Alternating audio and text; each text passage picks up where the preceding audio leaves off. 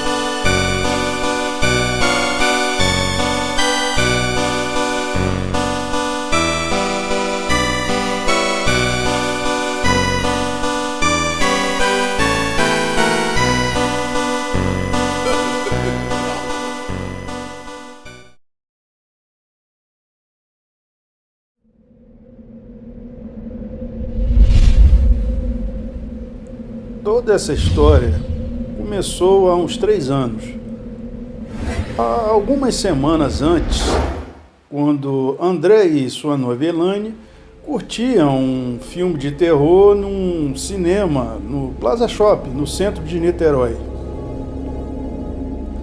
Quando a sessão terminou e saíam do cinema, André comentava com Elaine as suas impressões sobre o filme. Amor, nunca pensei que você fosse tão corajosa. Você riu durante o filme todo? Não ficou com medo? Ah, não seja bobo, André, disse Elaine sorrindo e continuou. Afinal, eu faço pós-graduação em Física Quântica. Inclusive, irei visitar o CERN daqui a uns meses e considero as crendices do oculto ridículas trivialidades medievais. Vejo que você é uma cética radical. Tem certeza de que a ciência e a tecnologia respondem todas as questões do mundo? Ih, André, vocês da área de humanas são meio esquisitos. Onde deixou o carro? Ali na esquina. Que tal darmos um pulinho em algum canto e comer uma pizza? Ótimo, eu estou morrendo de fome. Elaine, a noiva do André, era assim por dizer, aquela típica mulher do início de século XXI, onde a certeza científica e tecnológica fizeram do ser humano um ignorante e um tolo que passou a desdenhar da sabedoria e com os temores dos ancestrais. Assim que André pegou o seu carro, seguiram para uma pizzaria lá em Icaraí. Durante a conversa, enquanto aguardavam, André disse a Elaine sobre uma ideia que passava ali na mente. Estive pensando no que você disse lá no cinema e acabei tendo uma ideia sensacional. Sério? Então fale, amor, e não me deixe curiosa. Bom, estamos em outubro e daqui umas semanas será feriado de finados. E também tem uma galera lá nos Estados Unidos que gosta de comemorar, o Dia das Bruxas, o Halloween. Então pensei, por que não organizar uma festa de Halloween com direito a fantasias de terror? Até pensei no local. Num casarão antigo que fica lá em Piratininga. Muito entusiasmada, Elaine simplesmente adorou a ideia. Que ideia maravilhosa, André! Vou falar com as minhas amigas lá da UF. Elas irão adorar. Gostou? Vou falar com o Luciano e o Sandro para me ajudarem. Quero que esta festa seja um evento marcante na lembrança de todos em Niterói. Animado, André, nos dias que se seguiram, tratou de organizar os preparativos para o que seria uma grandiosa festa. No Museu do Engar, onde ele trabalhava, ele comentava com o seu Roberto, que era o diretor do museu, onde eles trabalhavam juntos. Sabe, seu Roberto, é que eu estou organizando uma festa de Halloween lá em Piratininga. Vai ser o terror. Seu Roberto era um senhor de quase 70 anos, calmo e sempre atencioso. Em especial, era um ótimo conselheiro dos funcionários mais novos do museu. E quando viu o que André disse, ele se levantou da sua mesa e, indo até um armário em frente, pegou uma garrafa térmica e encheu um copinho plástico com café. Voltando a sentar-se, ainda em silêncio, olhou para André sério alguns instantes e depois disse: "Olha, André, eu não sei não. Mas, sei lá, talvez não seja boa essa tua ideia. Essa ideia de fazer essa festa. Não é prudente brincar com estas coisas." E continuou seu Roberto: "Já vi tantos outros casos semelhantes que não terminaram bem." Ora, seu Roberto, bobagem. Mas seu Roberto insistiu: "André, meu jovem, não se trata disso. Há dias que venho sentindo vibrações estranhas, principalmente quando estou falando contigo. Por favor, desista desta ideia." Seu Roberto, o senhor e suas superstições. Não tem nada demais. É somente uma festa. Que mal há nisso? Bem, não falarei mais disso. Mas pense nas minhas palavras, André. Seu Roberto então encerrou o assunto e retornou aos seus afazeres. Se o seu Roberto continuar nessa vibe, vai acabar virando uma múmia de verdade. Pensava André intimamente consigo, achando ao mesmo tempo engraçado e exagerada as palavras do seu Roberto. Mas independente disto, nas semanas que se passaram, o André, enquanto organizava os preparativos da festa, ao mesmo tempo, através de seus contatos nas redes sociais, fazia os convites.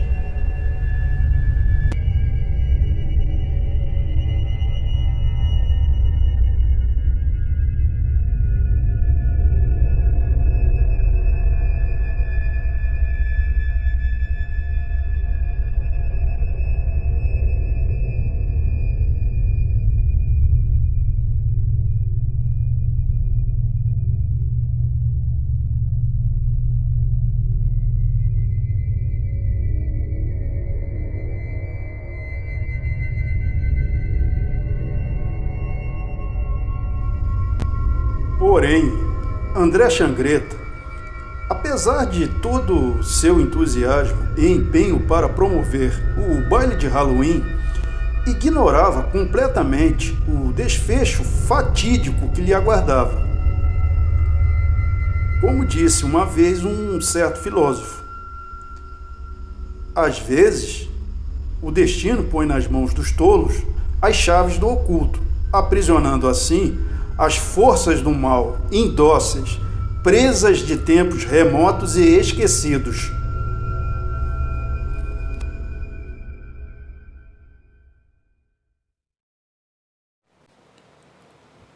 Além da ajuda de Luciano e Sandro, André acabou também recebendo a adesão de Maurício e Gabriel, duas figuras muito conhecidas nas raves niteroenses, que ajudaram a organizar os preparativos da festa. Numa noite, na véspera, em um bar de Icaraí, André combinava com eles alguns detalhes de um plano que envolveria a sua noiva Elaine. André tinha em mente aproveitar o Halloween para fazer uma brincadeira para dar um susto em Elaine. E o ambiente e o clima de festa de Halloween na casa de Piratininga seria perfeito. Pelo menos era o que ele pensava naquele dia. Então o plano é esse, pessoal. Vocês topam? Perguntou André aos seus amigos. Legal, André, respondeu o Luciano. Gostei, tô dentro, disse Maurício animadíssimo. Ok, mas eu só acho que essa parte da brincadeira com a Elaine, ela não vai gostar não. Não acho que isso tá indo longe demais? E relaxa, cara, não tem galho não. E isso aí o André que se vire com ela depois, disse o Sandro procurando tranquilizar o Gabriel. Estamos combinados então. Amanhã, às 5 da tarde, na entrada do Yacht Club para levarmos as caixas de bebidas. No dia seguinte, no local e horário combinados, André e seus amigos colocaram as caixas de bebida e aproveitaram para colocar outros badulaques dentro de sua caminhonete e seguiram para o local da festa, no tal casarão que ficava em Piratininga.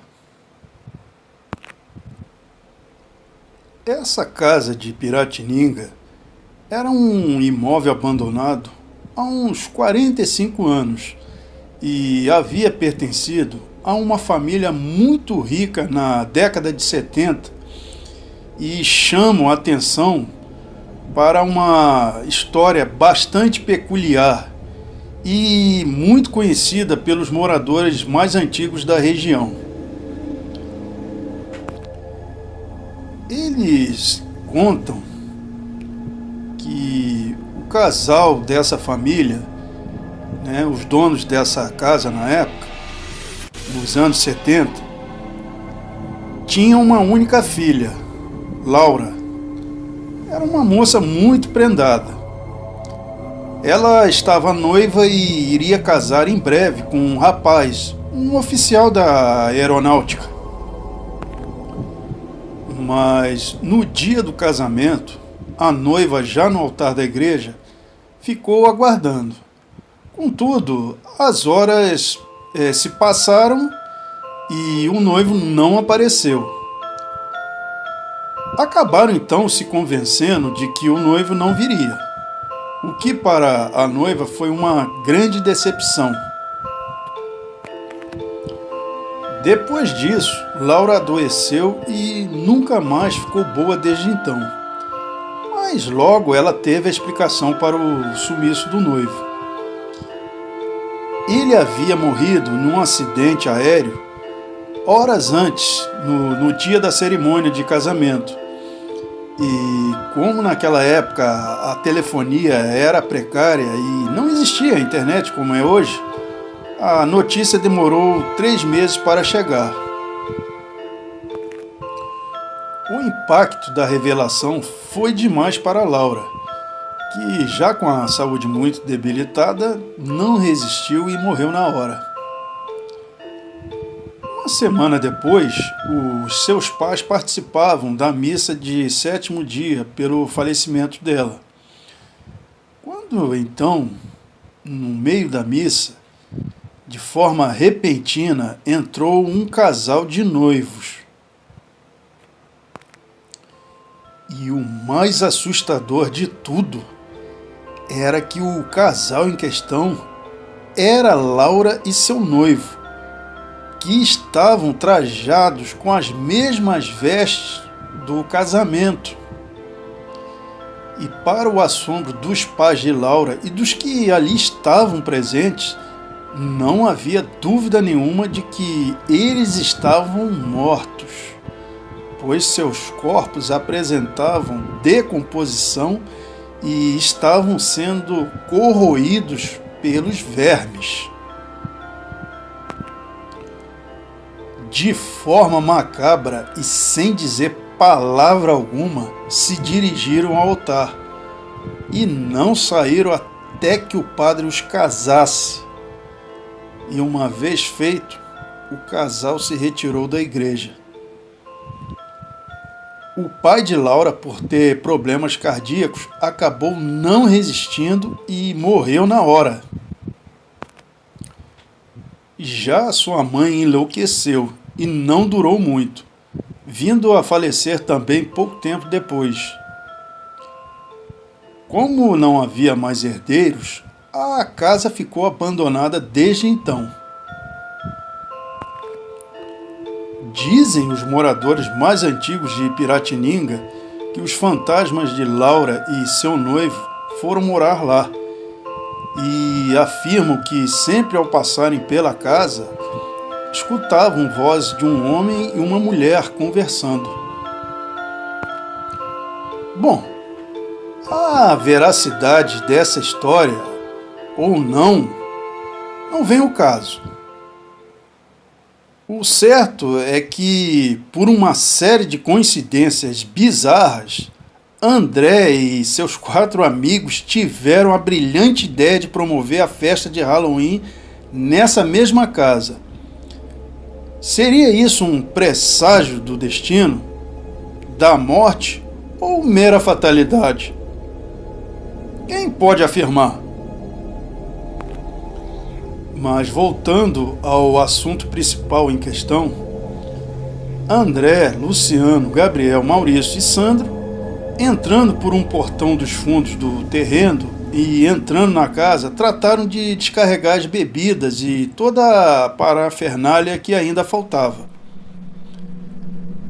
Não gostei dessas janelas. Pô, deixe de frescuras e leve esses castiçais para o salão.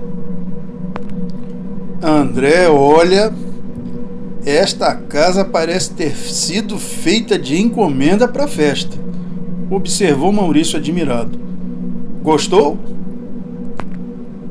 E assim, durante 1 hora, o quinteto trabalhou nos últimos preparativos. Como a instalação elétrica era precária, o Maurício, que era tipo um eletricista, improvisado nas coxas, é verdade, fez alguns gatilhos puxando a energia de um poste de rua. Já era por volta de quase 7 horas da noite, quando eles terminaram e, ao mesmo tempo, chegava o grupo de segurança particular e a equipe que iria servir as bebidas e as comidas. Vou começar a me preparar para a festa. Estão escutando? Os convidados estão começando a chegar. Vamos logo. De um dos cômodos, na parte do 2º piso da casa, André, numa mistura de curiosidade e euforia, ficou observando os carros, as vans e as motos que estacionavam em frente ao portão da casa.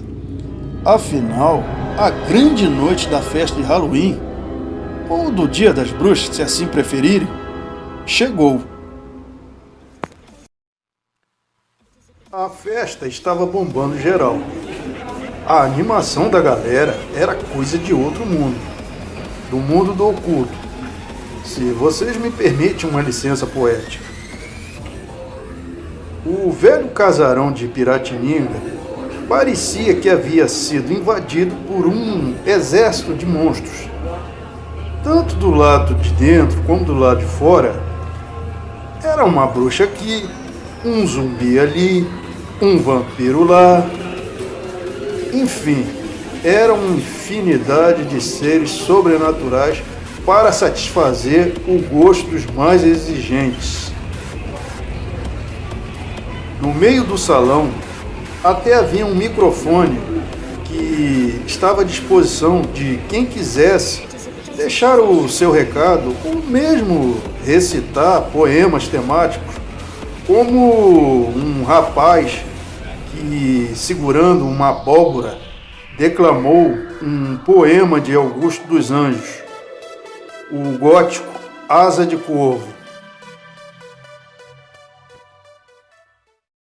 Asa de corvos carniceiros, asa de mau agouro que nos 12 meses cobre às vezes o espaço e cobre às vezes o telhado de nossa própria casa. Perseguido por todos os reveses, é meu destino viver junto a essa asa, como a cinza que vive junto à brasa com os Goncourts, como os irmãos siameses. É com essa asa que eu faço este soneto. E a indústria humana faz o pano preto que as famílias de luto martirizam. É ainda com essa asa extraordinária que a morte, a costureira funerária, cose para o homem a última camisa.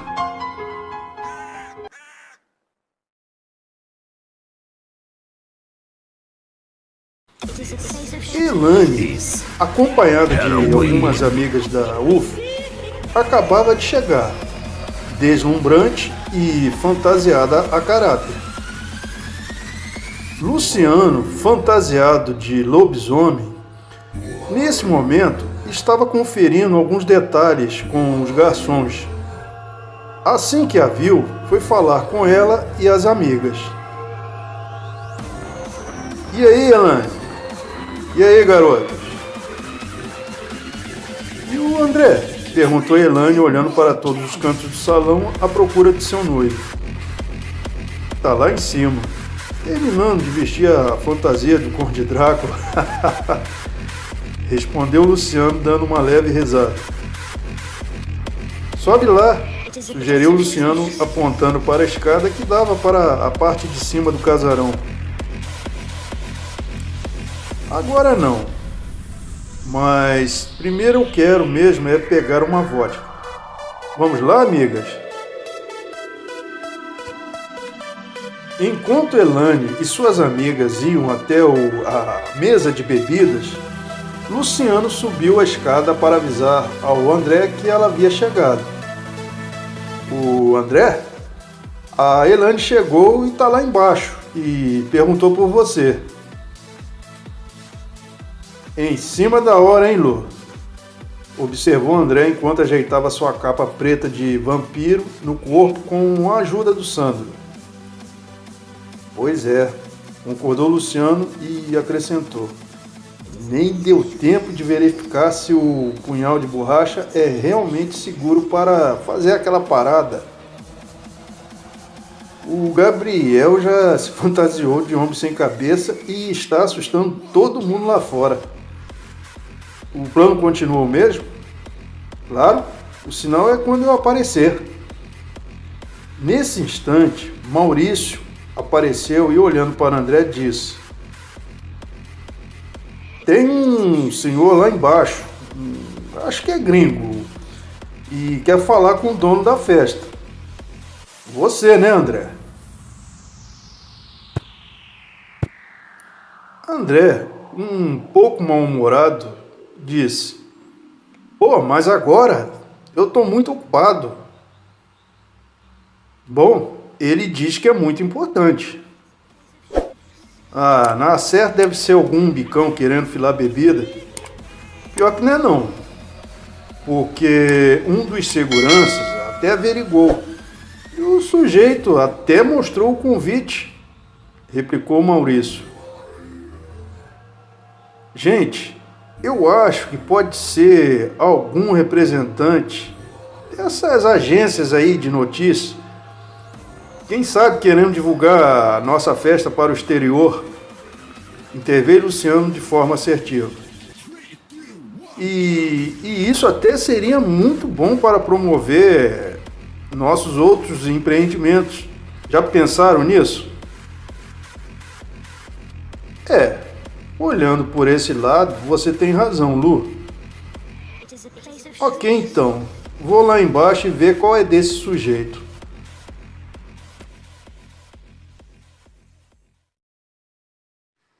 André, então, acompanhado de Maurício e Luciano, trataram de descer e ir conhecer quem era de fato o misterioso homem.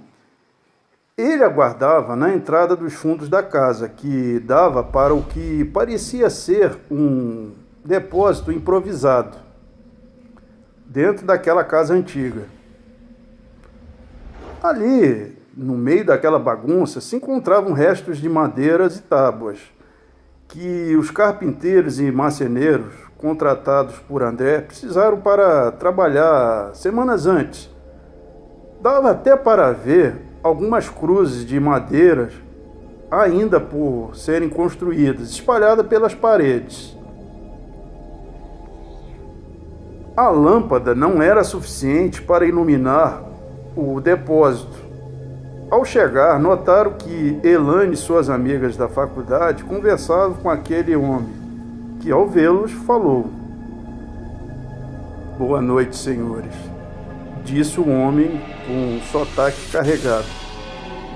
André, por alguns instantes, tentou, sem sucesso, identificar a origem daquele homem. Mas, pelo sotaque, parecia vir de algum lugar do leste europeu. Talvez da Hungria ou República Tcheca. E o enigmático homem continuou: "Sou Boris Skorzeny. Venho da Rumânia Slobozia. Sou um viajante e gosto de visitar lugares diferentes pelo mundo. Lugares e pessoas interessantes como vocês, brasileiros. Eu adoro brasileiros." O homem estava bem vestido. No caso, ele trajava um smoking fino, preto. Seus cabelos eram escuros, lisos e penteados para trás e pareciam besuntados com algum tipo de gel fixador. E todo esse conjunto realçava sua pele muito branca, o que acabava lhe conferindo um certo aspecto cadavérico.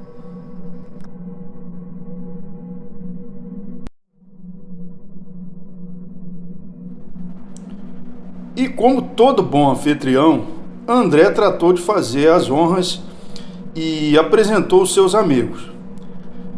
Ficaram conversando durante alguns minutos. "E fique à vontade então, senhor Boris. Eu só lamento não poder lhe dar maior atenção, porque tem de ver alguns detalhes que exigem minha presença.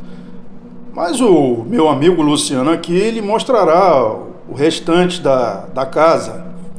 Ok? Fico muito grato pela sua gentileza e de seus amigos, senhor Changreta."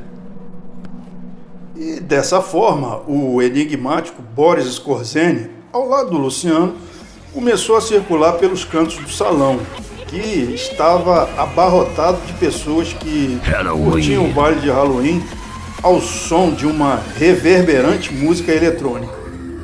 Essa fantasia de lobisomem que o senhor veste, senhor Luciano, o que entende a respeito de lobisomens? Bem, é um monstro terrível, né? Que devora as pessoas. Noto que o seu conhecimento sobre licantropia é muito equivocado, senhor Luciano. Aliás, a maioria das pessoas tem esse senso comum. Lobisomens não devoram suas vítimas somente. Eles também estraçalham suas gargantas. Em outro canto do salão, Elane e suas amigas curtiam a festa. "Ah, amigas, estou achando tudo divinamente diabólico." De repente, uma estranha música começou a tocar. Ao mesmo tempo que André, caracterizado de Conde Drácula, surgiu olhando para a sua noiva Elane. Estava em curso a pegadinha que ele planejou com seus amigos. Tragam esta mulher e aprontem para o sacrifício, meus fiéis discípulos. Eu, o Conde Drácula, assim ordeno. Gritou André, apontando para Elane.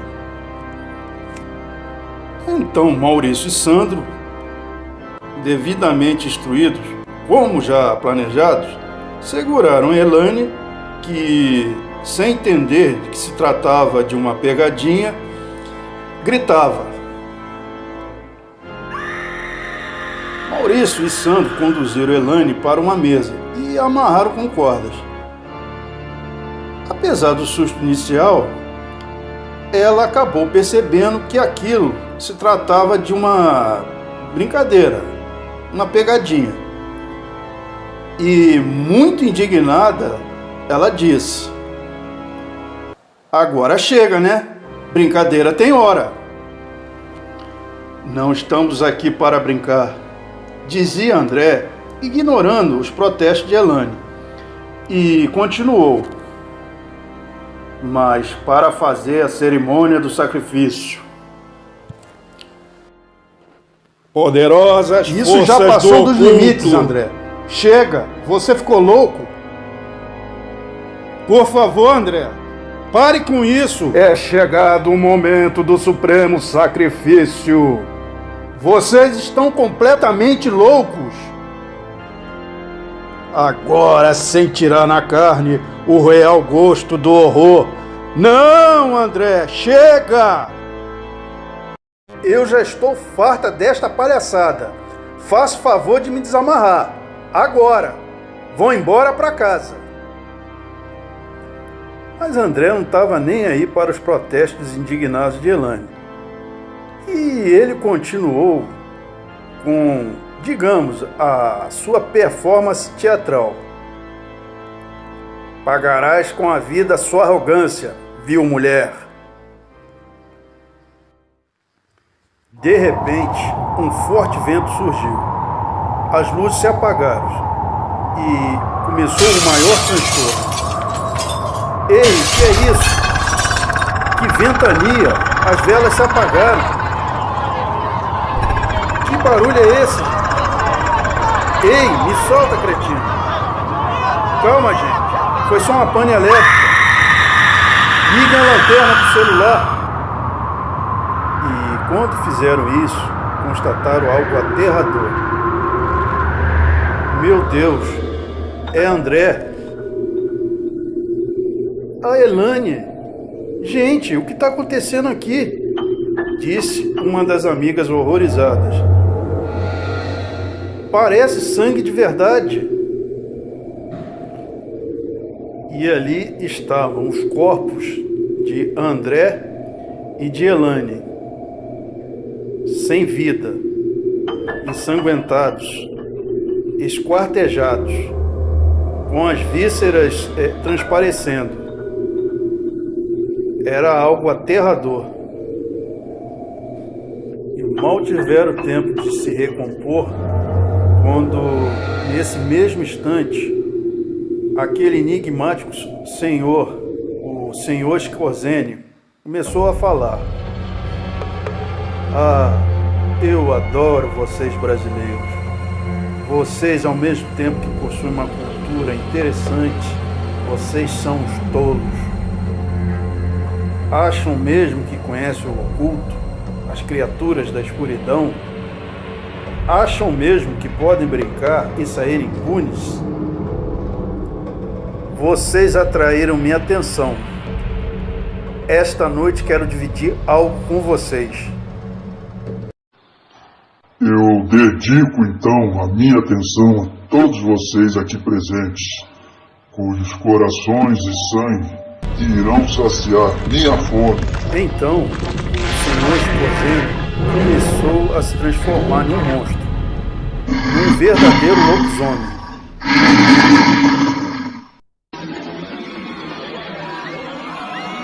O pânico e o terror então se alastraram rapidamente. Os gritos então acabaram chamando a atenção da vizinhança, que acionou a polícia. Tem um lobisomem de verdade lá dentro e já matou várias pessoas, disse uma mulher a um dos PMs. O dono da festa está morto e estraçalhado lá dentro também. Feche tudo, ninguém sairá daqui, ordenou o sargento aos outros PMs e continuou. Ligue para o batalhão, eu vou lá dentro com o Elcio. E desse modo, em alguns minutos, mais viaturas da PM e também do Corpo de Bombeiros chegaram. E quando os PMs entraram no casarão, constataram dezenas de corpos despedaçados em meio ao sangue e vísceras que se espalhavam pelo chão e as paredes, por todos os cantos da casa. Minha nossa, tenente, é um verdadeiro massacre, disse um dos PMs horrorizado. Pente fino em toda a casa. Gilson, cubra os fundos. E o mesmo PM, retornando dos fundos e muito nervoso e perturbado, disse ao oficial: Tenente, o Elcio está lá, morto. Eu não entendo. Está lá, as vísceras arrancadas, tudo para fora. Eu não entendo. A porta dos fundos está fechada. Como? Como que isso aconteceu? E deste ponto da história, todos vocês já sabem os desdobramentos que culminaram, inclusive, com o julgamento de Sandro, Maurício, Luciano e Gabriel. E as suas posteriores solturas. E quanto ao senhor Scorzene, o lobisomem responsável por todas aquelas atrocidades, o certo é que aquele homem sumiu, evaporou-se.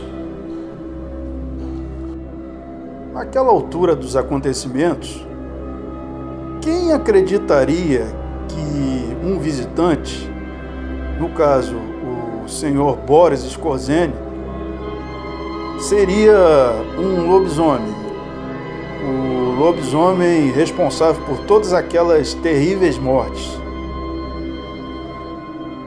O caso sendo muito confuso, acabou-se então chegando à conclusão, tanto a polícia, o Ministério Público e a própria imprensa chegaram à conclusão de que a história do lobisomem era mais o produto de uma histeria coletiva. E ficou por isso mesmo.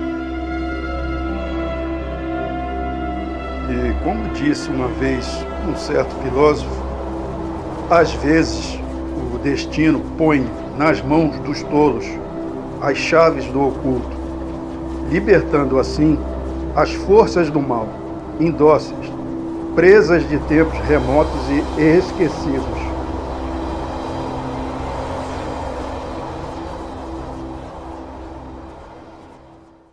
It is a place of truth. Halloween.